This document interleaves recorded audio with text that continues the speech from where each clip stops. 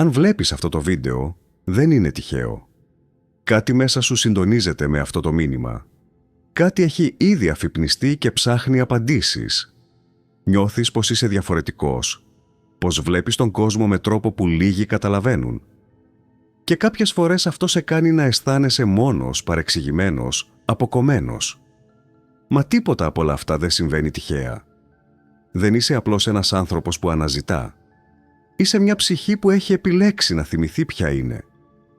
Μια τέτοια ψυχή δεν θεωρεί τον εαυτό της ανώτερο. Το αντίθετο. Είναι μια συνείδηση που αποδέχεται την ευθύνη να περάσει μέσα από βαθύτερες, πιο απαιτητικές εμπειρίες. Να εξελιχθεί όχι μόνο για χάρη της ίδιας, αλλά για να βοηθήσει και άλλους να υψωθούν.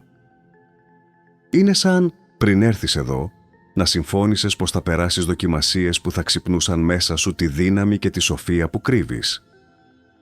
Αυτές οι ψυχές έχουν μερικά κοινά γνωρίσματα, νιώθουν τα πάντα πιο έντονα. Μπαίνουν σε έναν χώρο και καταλαβαίνουν αμέσως αν η ατμόσφαιρα είναι βαριά ή γαλήνια. Μπορούν να αισθανθούν τι κουβαλά ένας άνθρωπος, ακόμη και αν δεν το πει.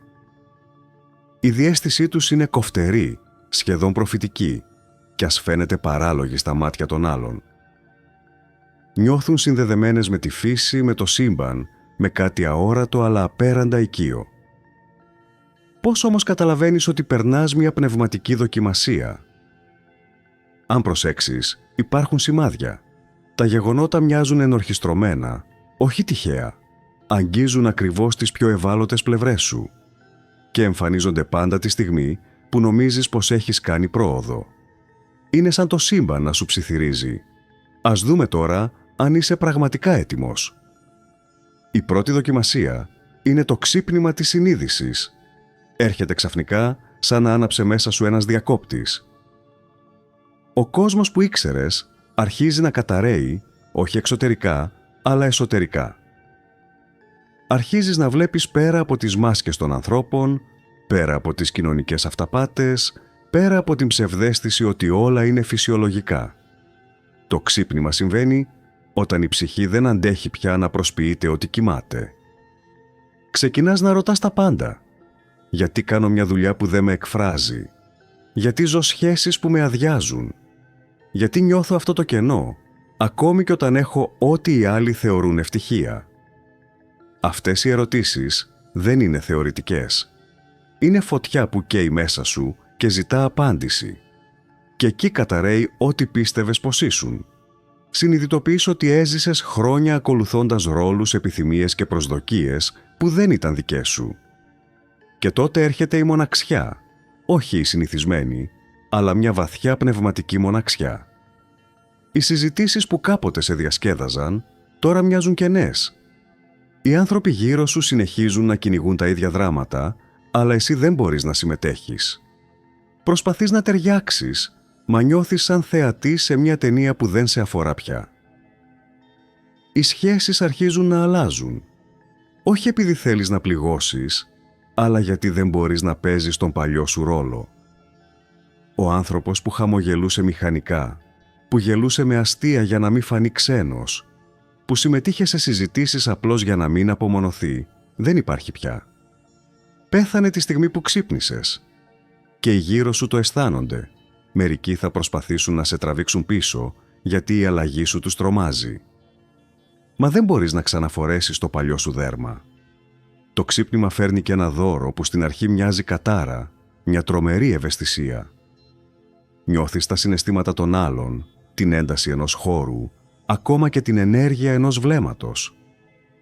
Οι πολλοί άνθρωποι σε εξαντλούν, οι θόρυβοι σε κουράζουν, χρειάζεσαι ησυχία και καθαρό περιβάλλον για να ανασάνεις. Αυτή η ευαισθησία δεν είναι αδυναμία. Είναι η αρχή των χαρισμάτων σου. Μα στην αρχή μοιάζει αβάσταχτη. Αμφιβάλλεις για τον εαυτό σου. Σκέφτεσαι πως ίσως χάνεις το μυαλό σου, πως όλα αυτά είναι φαντασία. Και πώς να μην το νιώθεις έτσι? Κανείς δεν σε έχει προετοιμάσει γι' αυτό. Η κοινωνία δεν αναγνωρίζει την ενεργειακή διάσταση της ζωής. Δεν υπάρχουν οδηγοί για το πώς να διαχειριστείς το πνευματικό ξύπνημα. Νιώθεις μόνος, σαν να είσαι ο μόνος άνθρωπος στον κόσμο που περνά κάτι τόσο βαθύ. Η σύγχυση είναι τεράστια. Δεν ξέρεις πια ποιος είσαι. Όλη σου η ταυτότητα είχε χτιστεί πάνω σε ρόλους και προσδοκίες του καλού παιδιού, του εργατικού, του ευγενικού. Και τώρα που όλα αυτά διαλύονται, ρωτάς τον εαυτό σου «Ποιος είμαι στα αλήθεια?» Η απάντηση δεν έρχεται γρήγορα. Περνάς μια περίοδο όπου νιώθεις χαμένος, σαν να μαθαίνεις ξανά να περπατάς. Είναι η στιγμή που πολλοί σταματούν. Προσπαθούν να γυρίσουν πίσω, να ξαναχτίσουν τη ζωή όπως ήταν. Μα εσύ ξέρεις πως δεν υπάρχει επιστροφή. Το ξύπνημα είναι χωρίς γυρισμό. Ο μόνος δρόμος είναι μέσα από αυτό. Και τότε έρχεται η δεύτερη δοκιμασία, η σκοτεινή νύχτα της ψυχής. Νομίζεις ότι αφού ξύπνησες, τα δύσκολα τελείωσαν. Νομίζεις πως τώρα θα ακολουθήσει φως, ηρεμία, πνευματική γαλήνη. Μα αντί για φως, έρχεται σκοτάδι. Ένα σκοτάδι που δεν μοιάζει με κανένα άλλο. Ξαφνικά, η σύνδεση με το Θείο χάνεται. Οι προσευχές μένουν αναπάντητες. Ο διαλογισμός δεν φέρνει ηρεμία. Τα σημάδια του σύμπαντος σωπαίνουν. Νιώθεις πως το φως που σε καθοδηγούσε έχει σβήσει. Δεν είναι κατάθλιψη. Είναι κάτι βαθύτερο. Μια υπαρξιακή έρημος όπου χάνεις όχι μόνο την πίστη σου, αλλά και την αίσθηση του ποιος είσαι. Είναι σαν να σου έδειξαν τον παράδεισο για λίγο και μετά να σου έκλεισαν την πόρτα. Σαν να γεύτηκες την ένωση με το Θείο και τώρα να σε έριξαν πίσω στη σιωπή. Φωνάζεις για βοήθεια, αλλά κανείς δεν απαντά. Το σύμπαν μοιάζει αδιάφορο. Όλα όσα σε στήριζαν, προσευχή, διαλογισμός, σημάδια, παύουν να λειτουργούν. Νιώθεις εγκλωβισμένος σε μια μαύρη τρύπα χωρίς έξοδο. Εκεί ξεκινούν να ξεπροβάλλουν όλα όσα έκρυβες. Παλιά τραύματα, παιδικοί φόβοι, μνήμες που νόμιζες ξεχασμένες. Είναι σαν η ψυχή σου να κάνει καθαρτήριο. Ξεσκεπάζει κάθε πληγή για να τη γιατρέψει. Μα η ένταση είναι τόσο δυνατή που νιώθεις να διαλύεσαι. Το χειρότερο είναι το αίσθημα εγκατάλειψης. Εσύ που κάποτε ένιωθες τη θεϊκή παρουσία, τώρα νιώθεις πως έχεις μείνει μόνος. Ψάχνεις σημάδια, μα το σύμπαν σωπαίνει. Προσεύχεσαι, μα δεν υπάρχει απάντηση. Δοκιμάζεις κάθε πρακτική που ξέρεις, αλλά τίποτα δεν βοηθά. Και μέσα σου η σκέψη ψιθυρίζει, μήπως όλα ήταν ψέμα. Οι άνθρωποι γύρω σου δεν μπορούν να καταλάβουν. Σου λένε, όλα θα περάσουν, σκέψου θετικά. Μα αυτά δεν αγγίζουν την ψυχή σου. Γιατί αυτό που βιώνεις δεν είναι απλή θλίψη. Είναι η διάλυση του παλιού εαυτού. Και αυτό πονάει σαν θάνατος. Κάποιες στιγμές η απελπισία γίνεται τόσο βαθιά που θέλεις απλώς να σταματήσει ο πόνος. Φαντάζεσαι να τα εγκαταλείψεις όλα. Δεν βλέπεις διέξοδο. Νιώθεις πως κουβαλάς το βάρος όλου του κόσμου. Και με έναν τρόπο αυτό συμβαίνει. Γιατί οι ψυχές που επέλεξαν να θυμηθούν ποια είναι, κουβαλούν και μεταμορφώνουν κομμάτι από το συλλογικό πόνο της ανθρωπότητας. Κι όμως, αυτή η δοκιμασία δεν είναι τιμωρία. Είναι κάθαρση. Είναι το στάδιο όπου καίγονται οι παλιές ταυτότητες, οι ψευδαισθήσεις, οι φόβοι. Το σύμπαν δεν σε εγκατέλειψε. Σε προετοιμάζει. Σε λιένει όπως ο τεχνίτης λιένει το διαμάντι. Κάθε δάκρυ καθαρίζει λίγο ακόμη την ψυχή σου. Αυτό το σκοτάδι δεν είναι ο εχθρός σου. Είναι η μήτρα μιας νέας αρχής. Η σκοτεινή νύχτα της ψυχής είναι η πύλη προς την αναγέννηση. Και το μόνο που χρειάζεται να κάνεις είναι να εμπιστευθείς. Να παραδοθείς τη διαδικασία, ακόμη και αν δεν βλέπεις που οδηγεί. Κάθε ψυχή που αντέχει αυτή τη νύχτα ξυπνά διαφορετική. Όχι απλώς πιο δυνατή, αλλά πιο αληθινή. Γιατί έχει δει τον εαυτό της γυμνό, χωρίς προσωπία, χωρίς ρόλους. Και μόλις αντικρίσεις το σκοτάδι σου κατάματα, κανένα άλλο σκοτάδι δεν μπορεί να σε φοβήσει. Αφού περάσεις τη σκοτεινή νύχτα της ψυχής, νομίζεις πως τίποτα πιο δύσκολο δεν υπάρχει. Έχεις αντέξει τον πόνο, την απώλεια, την αποσύνδεση. Πιστεύεις πως τώρα θα αρχίσει η ανωδική πορεία. Όμως η επόμενη δοκιμασία είναι πιο ύπουλη. Δεν έρχεται με ένταση και δάκρυα, αλλά με σιωπή. Είναι η ιερή απομόνωση. Σε αυτή τη φάση, Δεν είσαι εσύ που απομακρύνεσαι. Είναι το σύμπαν που απομακρύνει τους άλλους από τη ζωή σου. Οι σχέσεις αρχίζουν να διαλύονται χωρίς προφανή λόγο. Φίλοι σταματούν να επικοινωνούν. Οι επαφές αραιώνουν. Ακόμη και η οικογένεια απομακρύνεται. Είναι σαν μια αόρατη δύναμη να καθαρίζει το πεδίο γύρω σου, αφαιρώντας κάθε εξωτερικό στήριγμα.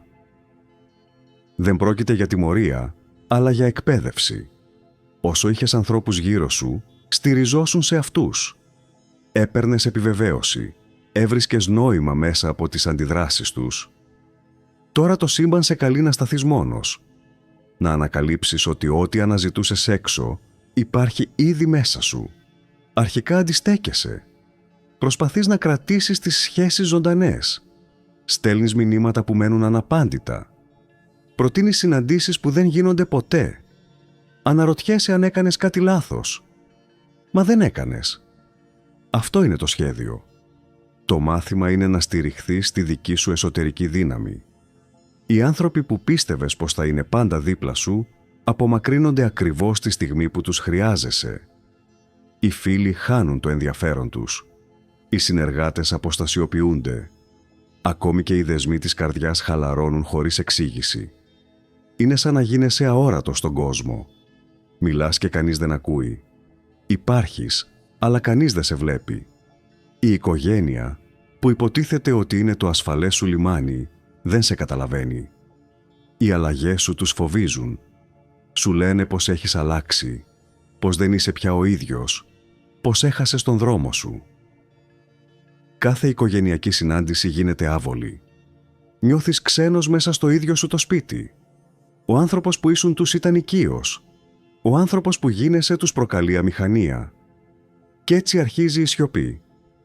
Περνούν μέρες χωρίς πραγματική επικοινωνία. Το τηλέφωνο δεν χτυπά.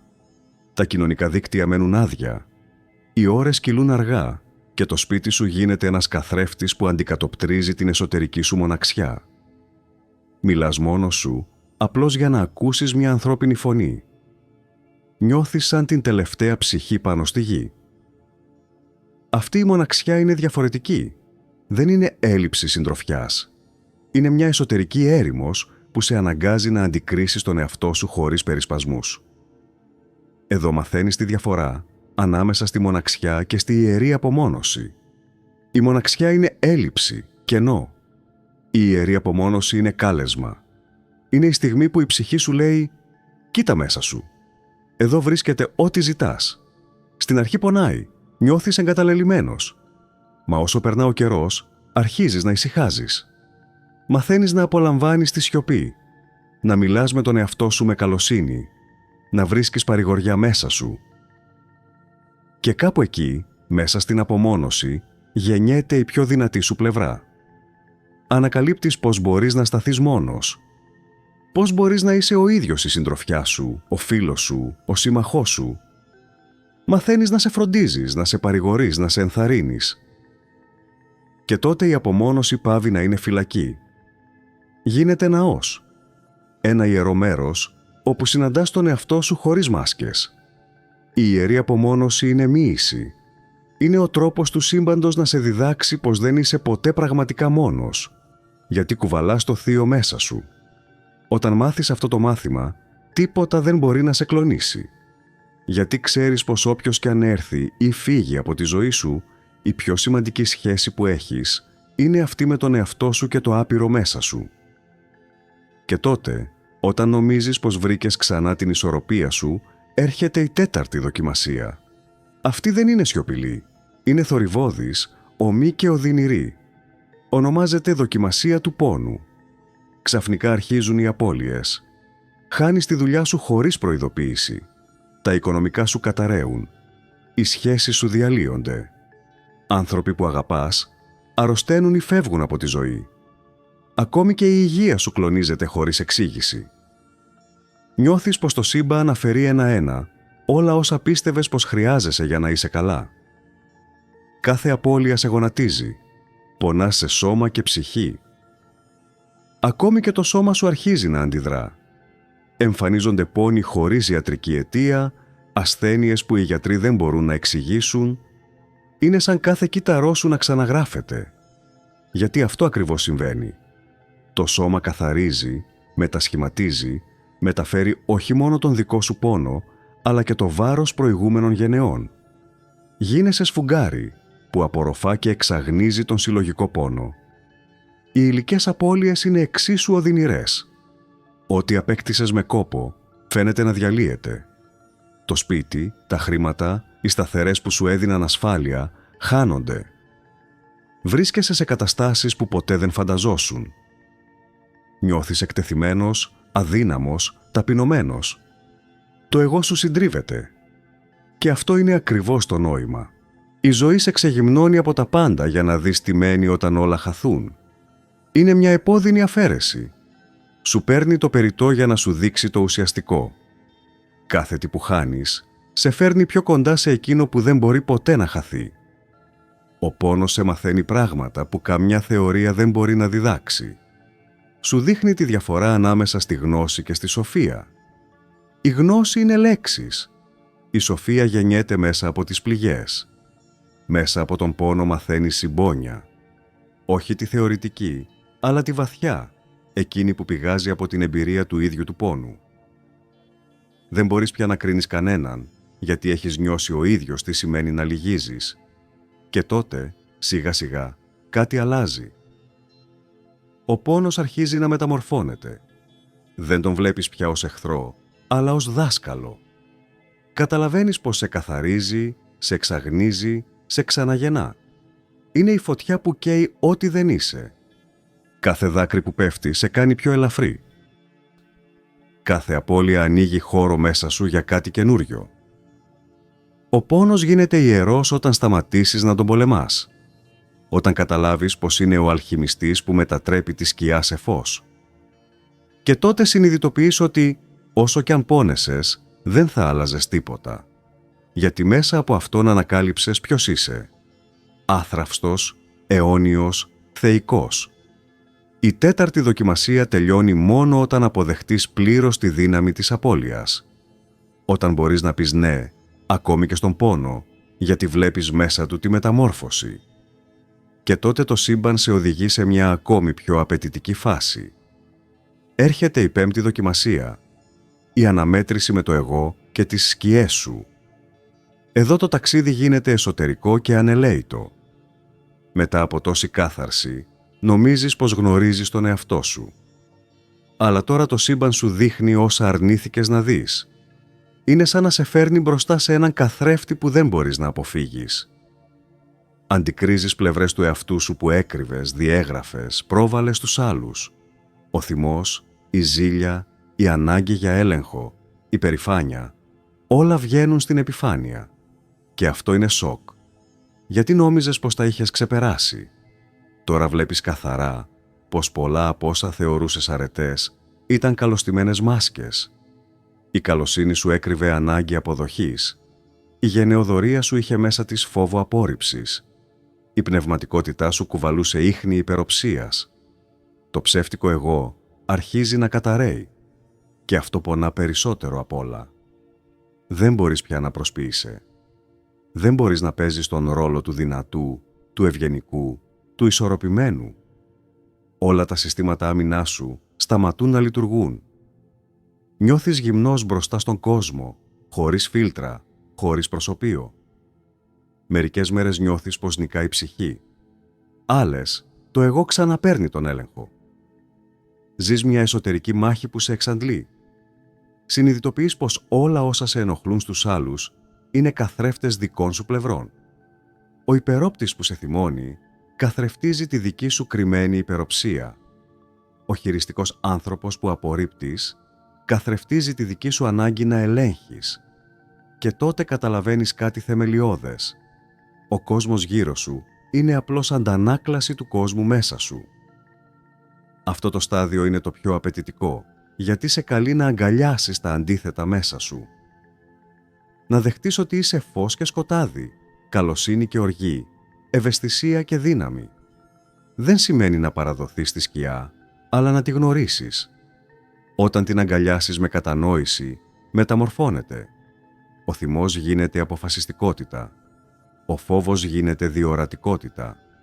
Η ζήλια γίνεται κίνητρο. Το εγώ δεν καταστρέφεται, αλλά μαθαίνει να υπηρετεί την ψυχή αντί να την ελέγχει. Μόνο τότε αρχίζεις να νιώθεις ολόκληρος.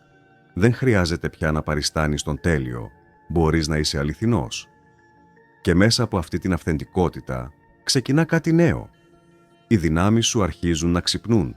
Καθώς ξεπερνάς τις προηγούμενες δοκιμασίες, αρχίζεις να νιώθεις μια νέα δύναμη να ξυπνά μέσα σου. Οι αισθήσεις σου οξύνονται. Βλέπεις πράγματα που πριν δεν έβλεπες. Τα όνειρά σου γίνονται πιο ζωντανά, σχεδόν προφητικά. Αρχίζεις να καταλαβαίνεις τι νιώθουν οι άλλοι χωρίς να πουν λέξη. Μερικές φορές διαισθάνεσαι γεγονότα πριν συμβούν. Είναι συναρπαστικό και ταυτόχρονα τρομακτικό. Γιατί τώρα ξεκινάει η έκτη δοκιμασία. Είναι η στιγμή που τα χαρίσματά σου ξυπνούν. Και μαζί τους ξυπνά και ένας μεγάλος πειρασμός. Γιατί κάθε δύναμη κρύβει τον κίνδυνο της υπερηφάνειας. Μετά από όσα έχεις περάσει, το σύμπαν σου επιτρέπει να νιώσεις ξανά τη σύνδεση με το Θείο. Να καταλάβεις πως υπάρχεις μέσα σε ένα ενεργό ζωντανό πεδίο που σε ακούει. Και τότε ο πειρασμός γεννιέται μέσα από την ίδια αυτή εμπειρία. Είναι εύκολο να πιστέψεις ότι είσαι ξεχωριστός. Ότι οι ικανότητες σου σε κάνουν ανώτερο. Ότι τώρα έχεις κάτι που οι άλλοι δεν έχουν. Το εγώ, που έμοιαζε να έχει εξασθενήσει, βρίσκει έναν νέο τρόπο να αναστηθεί. Αυτή τη φορά όμως φορά τον μανδύα της πνευματικότητας. Σου ψιθυρίζει ότι είσαι πιο φωτισμένος, πιο εξελιγμένος, πιο συνδεδεμένος με το Θείο. Η δύναμη είναι ελκυστική. Σου δείχνει ότι μπορείς να βοηθήσεις, να επηρεάσεις, να δεις βαθύτερα μέσα στους ανθρώπους. Μπορείς να αγγίξεις τις καρδιές τους, να τους καθοδηγήσεις. Μα πίσω από κάθε αγνή πρόθεση, το εγώ ψάχνει τρόπο να μεγαλώσει, να νιώσει σημαντικό, να λάβει αναγνώριση. Και αν δεν είσαι προσεκτικός, αυτό που ξεκίνησε ως ευλογία μπορεί να γίνει παγίδα. Το πνευματικό εγώ είναι πιο ύπουλο από το κοινό εγώ, γιατί κρύβεται πίσω από λέξεις όπως φως, αγάπη, αποστολή. Νομίζεις πως υπηρετείς το καλό, αλλά στην πραγματικότητα τρέφεις την ψευδαίσθηση του ελέγχου. Αρχίζεις να κρίνεις όσους δεν έχουν ξυπνήσει. Τους βλέπεις σαν κατώτερους, σαν χαμένους. Και χωρίς να το καταλάβεις, φτιάχνεις ένα νέο τοίχο ανάμεσα σε σένα και τον κόσμο. Η πραγματική δοκιμασία εδώ δεν είναι να χρησιμοποιήσεις τα χαρίσματά σου, αλλά να μάθεις να τα υπηρετείς με ταπεινότητα. Να θυμάσαι ότι δεν σου ανήκουν. Δεν είσαι ο δημιουργός τους. Είσαι απλώς το κανάλι μέσα από το οποίο το Θείο εκφράζεται. Όσο περισσότερο προσπαθείς να τα κρατήσεις για τον εαυτό σου, τόσο περισσότερο θα τα χάνεις. Όσο περισσότερο τα προσφέρεις με ανιδιοτέλεια, τόσο περισσότερο θα δυναμώνουν. Η ευθύνη που συνοδεύει αυτά τα χαρίσματα είναι τεράστια. Κάθε σκέψη, κάθε λέξη, κάθε συναίσθημα μεταδίδεται πια πιο έντονα στο συλλογικό πεδίο. Δεν μπορείς να μιλάς ή να ενεργείς απερίσκεπτα. Η ενέργειά σου γίνεται πομπός. Εκπέμπεις διαρκώς, είτε το θέλεις είτε όχι. Γι' αυτό χρειάζεται αγνότητα προθέσεων, ταπεινότητα, επίγνωση. Η αληθινή νίκη σε αυτή τη δοκιμασία δεν είναι να αποκτήσεις δύναμη, αλλά να τη χρησιμοποιήσεις με σοφία. Να θυμάσαι πως κάθε χάρισμα υπάρχει για να υπηρετεί την αγάπη. Όχι το εγώ, όχι τη φιλοδοξία, όχι την ανάγκη για αναγνώριση. Όταν ενεργείς με αγνότητα, η δύναμή σου γίνεται φως που φωτίζει χωρίς να καίει. Όταν αφήνεις το εγώ να αναλάβει, το ίδιο φως γίνεται φλόγα που καταστρέφει. Το μάθημα εδώ είναι λεπτό και βαθύ. Να είσαι κανάλι, όχι κέντρο. Να επιτρέπεις τη θεϊκή ενέργεια να περνά μέσα σου χωρίς να τη διεκδικείς. Και να θυμάσαι πως κάθε τι που σου δόθηκε είναι ευθύνη, όχι προνόμιο. Όταν το κατανοήσεις, τα χαρίσματά σου θα σταθεροποιηθούν και θα σε καθοδηγούν χωρίς να σε παρασύρουν. Και τότε φτάνεις στη μεγάλη δοκιμασία, την 7η, την τελευταία. Το υπέρτατο μάθημα που ξεχωρίζει εκείνον που αφυπνίστηκε από εκείνον που αληθινά παραδόθηκε. Είναι η στιγμή της ολικής θυσίας. Ίσως νομίζεις πως μετά από όλα αυτά γνωρίζεις τον εαυτό σου. Πώς κατάλαβες πώς λειτουργεί το σύμπαν? Πώς έμαθες να συνδημιουργείς την πραγματικότητά σου? Κι όμως, τώρα το σύμπαν θα σου ζητήσει να απαρνηθείς τα πάντα, να εγκαταλείψεις ακόμη και τα πιο αγαπημένα σου όνειρα, να παραδώσεις τον έλεγχο ολοκληρωτικά. Αυτή η θυσία μπορεί να πάρει πολλές μορφές. Ίσως χρειαστεί να αφήσεις έναν άνθρωπο που αγαπάς, γιατί καταλαβαίνεις πως το μονοπάτι σας χωρίζει. Ίσως χρειαστεί να απορρίψεις μια ευκαιρία που πάντα ονειρευόσουν, γιατί μέσα σου ξέρεις ότι δεν ευθυγραμμίζεται με τον σκοπό σου. Ίσως σου ζητηθεί να φροντίσεις κάποιον που υποφέρει, θυσιάζοντας τα δικά σου σχέδια. Μπορεί ακόμη να χρειαστεί να αφήσεις κάτι βαθύτερο, την εικόνα του εαυτού σου, τα όνειρα που έχτισες, το μέλλον που φαντάστηκες. Αυτό το στάδιο είναι σκληρό. Είναι σαν να βλέπεις τη ζωή σου να ξετυλίγεται μπροστά σου και να πρέπει να την αφήσεις να φύγει. Ο εγωικός νους αντιστέκεται. Φωνάζει ότι θα χαθείς, ότι θα πληγωθείς, ότι θα χάσεις τα πάντα. Μα η ψυχή γνωρίζει κάτι που ο νους δεν μπορεί να συλλάβει. Γνωρίζει ότι κάθε αληθινή παράδοση φέρνει απελευθέρωση. Εδώ το μάθημα είναι η εμπιστοσύνη. Να εμπιστευτείς πως υπάρχει μια σοφία ανώτερη από τη δική σου που κατευθύνει τη ζωή σου. Να αφήσεις τον έλεγχο, όχι από αδυναμία, αλλά από επίγνωση ότι ο έλεγχος είναι ψευδαίσθηση.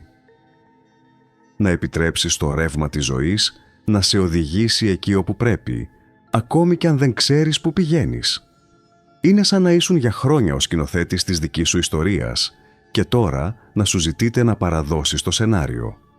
Ο φόβος ουρλιάζει μέσα σου. Τι θα γίνει αν το θείο κάνει λάθος? Αν καταστραφώ? Αν χάσω ό,τι αγαπώ? Αλλά βαθιά μέσα σου μια φωνή ψιθυρίζει «Εμπιστεύσου». Δεν είσαι εσύ ο σκηνοθέτης. Είσαι ο ήρωας. Και ο ήρωας δεν χρειάζεται να γνωρίζει το τέλος για να παίξει τον ρόλο του. Η στιγμή της παράδοσης είναι σαν θάνατος. Πενθείς όλα όσα αφήνεις πίσω.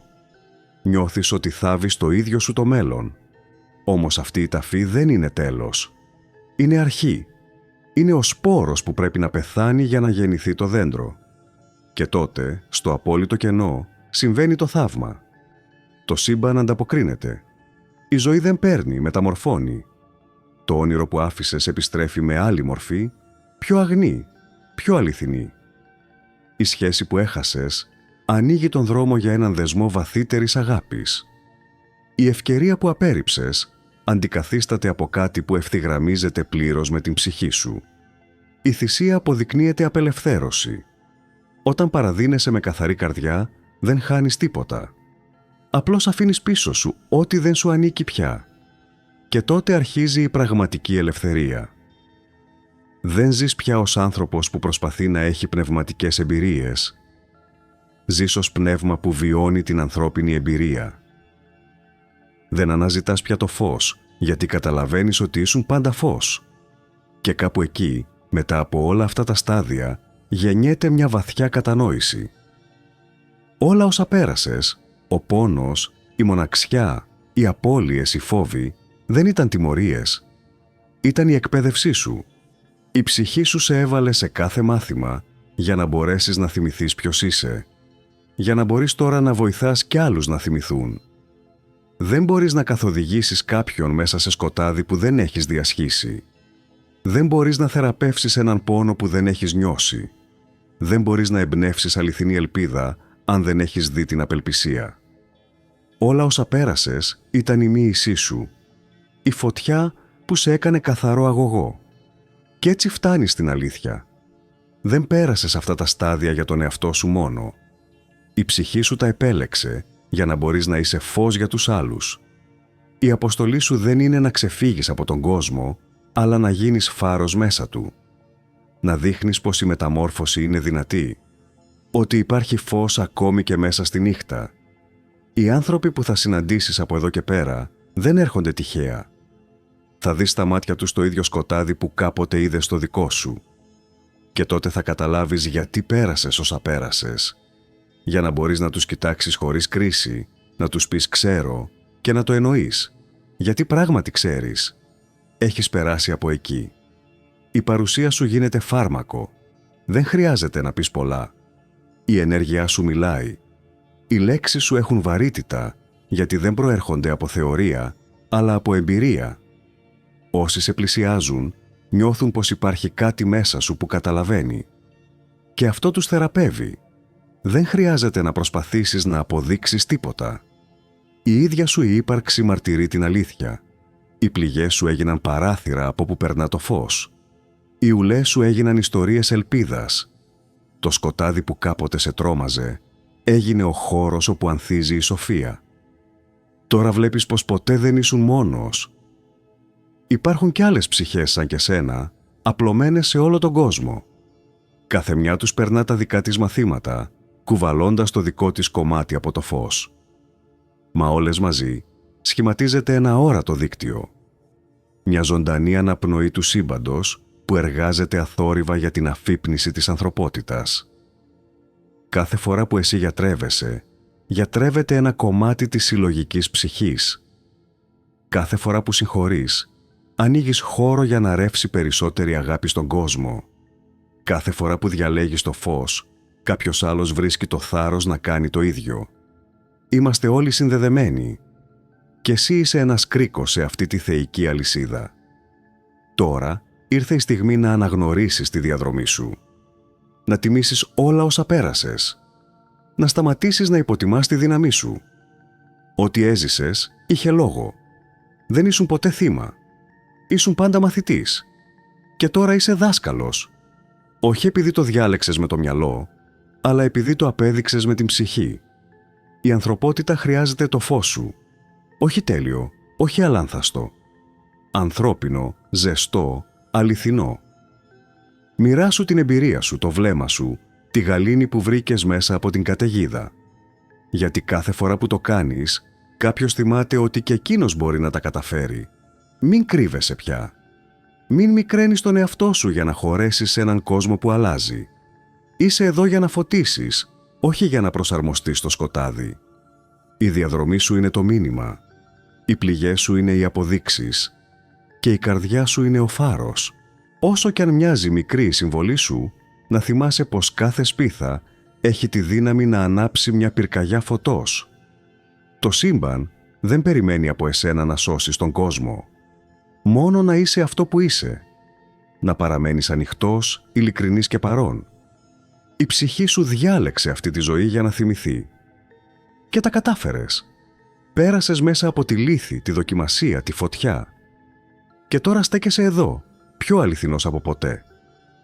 Δεν χρειάζεσαι πια να αναζητάς το νόημα. Είσαι το νόημα.